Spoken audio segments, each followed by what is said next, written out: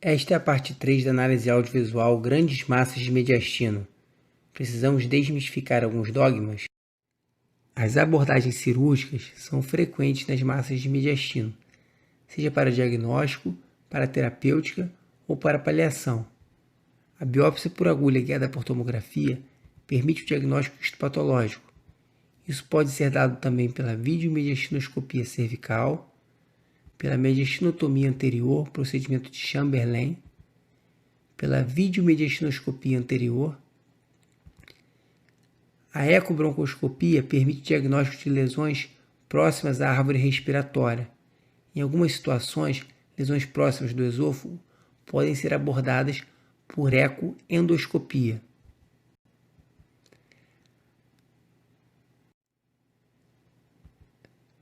A videotoracoscopia permite o diagnóstico e tratamento de algumas lesões. Isso também pode ser feito por cirurgia robótica. A toracotomia e, sobretudo, a esternotomia são alternativas, sobretudo em situações de grandes massas de mediastino. Em alguns tipos histológicos de tumores de mediastino, a quimioterapia e radioterapia neoadjuvante podem promover uma redução do volume tumoral e facilitar a ressecção cirúrgica. Em pacientes que possuem tumores refratários à quimio e radioterapia, uma alternativa é a embolização de artérias nutridoras do tumor, o que gera uma redução do volume tumoral e facilita a ressecção cirúrgica, além de reduzir o sangramento intraoperatório. Pacientes com indicação de paliação, com obstrução de vias aéreas, podem ser submetidos ao implante de estentes de vias aéreas. Este caso é uma paciente que apresentava grande obstrução da árvore respiratória, que melhorava em decúbito ventral, como nesta imagem tomográfica, e se recusava à ressecção cirúrgica do tumor de mediastino anterior. Então foi implantado um stent que promoveu uma abertura da árvore respiratória e melhora dos sintomas. Precisamos estratificar os pacientes com massa de mediastino anterior quanto à segurança para anestesia geral. Para isso, existe uma escala de graduação de sintomas. O paciente pode ser assintomático, possuir sintomas leves, que é aquele paciente que tolera o decúbito dorsal indefinidamente, apesar de alguma tosse ou sensação de pressão. Sintomas moderados, aquele paciente que tolera o decúbito dorsal por curtos períodos de tempo, mas não indefinidamente. E sintomas graves são os pacientes que não toleram o decúbito dorsal. Estes merecem uma atenção especial. Podemos classificar então os pacientes como seguros, aqueles pacientes adultos assintomáticos com compressão traqueobrônquica ou vascular menor que 50%. E pacientes inseguros, aqueles pacientes adultos ou crianças com sintomas graves, e criança com compressão traqueobrônquica ou vascular maior que 50%, independente da presença de sintomas. Todos os outros pacientes são considerados incertos quanto à segurança para anestesia geral. Equipe de dispositivos de instalação de circulação extracorpórea fêmuro-femoral devem estar em stand-by? A resposta é não, uma vez que em caso de colapso de vias aéreas, o tempo para instalação de urgência não é suficiente para prevenir lesões cerebrais hipóxicas e anóxicas. Casos graves classificados como inseguros, deve-se avaliar a instalação de SEC fêmuro-femoral sob anestesia local antes da indução anestésica. Os problemas potenciais são os pacientes que não toleram decúbito e em crianças. Deve-se ter uma equipe habilitada e hábil para utilizar broncoscópio rígido. Estar este disponível na sala de cirurgia em pacientes inseguros ou incertos? A resposta é sim. O problema é um potencial dano aos dentes e vias aéreas numa situação de introdução emergencial e em crianças, que devido ao pequeno calibre da árvore respiratória. Aqui à direita você tem uma imagem da introdução de um broncoscópio rígido.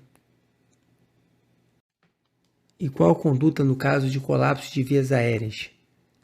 Primeiro, checar o posicionamento do tubo. Está correto? Pesquisar outras causas para dificuldade de ventilação, como broncoespasmo, choque anafilático. Mudar o paciente de posição para o decúbito de maior conforto no pré-operatório. chamamos de posição de resgate, ou decúbito ventral. A broncoscopia rígida de urgência pode ser importante. Em casos refratários a todas as medidas, a esternotomia de urgência. Na presença de síndrome de veia cava superior ou compressão vascular maior que 50%, os acessos vasculares devem ser puncionados em membros inferiores antes da indução anestésica. Temos sítios como a veia femoral ou veia safena e a artéria femoral ou artéria pediosa. Os demais casos devemos individualizar. Em caso de colapso cardiovascular, a conduta deve ser suporte vasopressórico, pesquisar outras causas como choque anafilático, uma própria hipotensão associada à indução anestésica, mudar o paciente de posição para a posição de maior conforto no pré-operatório, que chamamos posição de resgate, ou, em alguns casos, decúbito ventral. Se o derrame pericárdico existir, devemos avaliar a pericardiocentese emergencial. Pacientes de alto risco ou risco incerto, a pericardiocentese deve ser feita de rotina pré-indução anestésica. Em último caso, a esternotomia de urgência. E quais são as mensagens para guardar? Procure ativamente sinais e sintomas compressivos associados a massas de mediastino, sobretudo a deslocalização anterior. Classifique sua gravidade quanto à tolerância ao decúbito. Pesquise a posição mais confortável com menos sintomas no período pré-operatório, pois esta será a sua posição de resgate em caso de colapso. Cheque exames de imagem em massas de mediastino anterior, quanto à presença de sinais compressivos maiores que 50%, traqueobrônquicos e ou vasculares. Valorize a presença de derrame pericárdico e ou derrame pleural. Deve-se ter atenção maior com as crianças, elas são mais propensas a colapso durante a indução anestésica.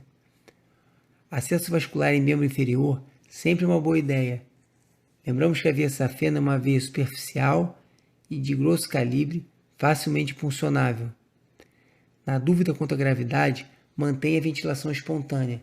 A manutenção da ventilação espontânea mantém a pressão negativa intratorácica e mantém a árvore respiratória pérvia.